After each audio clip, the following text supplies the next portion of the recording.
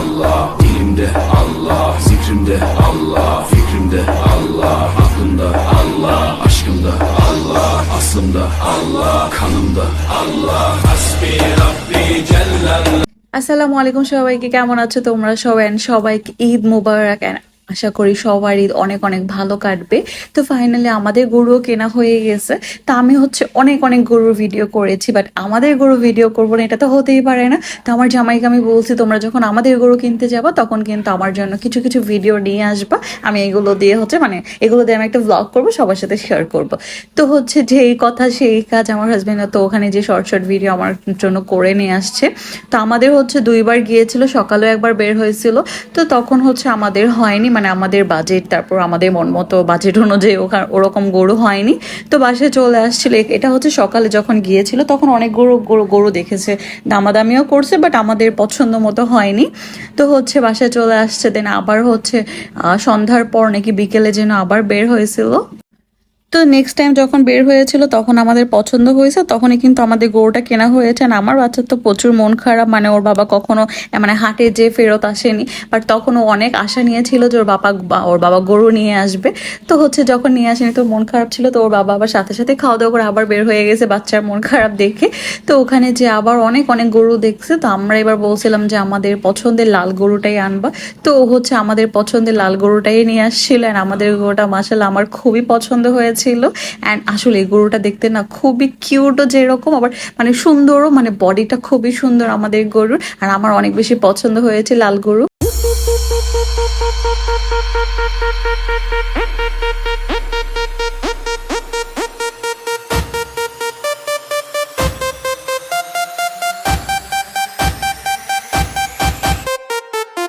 আর এখানে জুবাইরকে দেখো কেমন করতেছে, ওর ফেস দেখলেই না আমার খুবই হাসি পায়। ও কেমন কেমন যেন করে।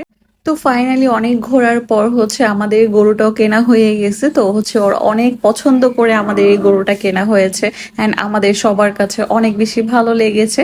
তো আমাদের সামির তো গরু পাগলা একদম একটা ছেলে, এটা হয় আর কি, যে বাচ্চারা এরকমই হবে, যে ছোট বয়স, এই বয়সটাই ওদের এরকম, যে আমার বাচ্চা, তারপর আমার দেবর, আমার হাজবেন্ডেরও শখ আছে, বাট ওর শখের থেকে বেশি ওর ছোট ভাই, ওর বাচ্চা, এরকমই তো হয়, বাচ্চাদের শখটাই তো থাকে যে গরু হাটে যাবে, গরু কিনবে। তো আমাদের এই চাচাটার কাছ থেকে গরুটা কিনছেন। চাচাটা খুবই ভালো ছিল। এই চাচাটা আমাদের বাসা পর্যন্ত আসছিল। তো এখানে সামির আর শামীম ভাইয়া টাকা গুনে যে চাচার কাছ থেকে কিনেছে ওনাকে বুঝিয়ে দিয়েছিলেন। আমাদের সামির তো মহা খুশি।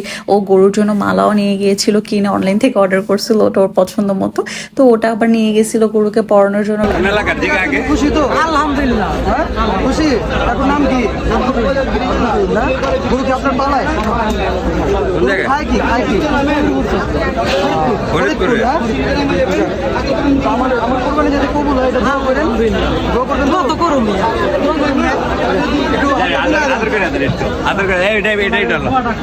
আলহামদুলিল্লাহ। তুমি বলছো না গরু কি সন্তানের মতো না কাকু? হ্যাঁ, টানিস না।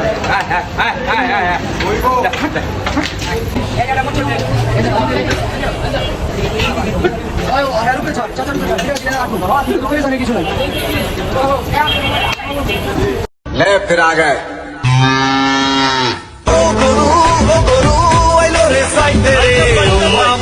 বাজাও নাইলে গরুর গুতা খাও দেখা শূন্য বাচ্চালো।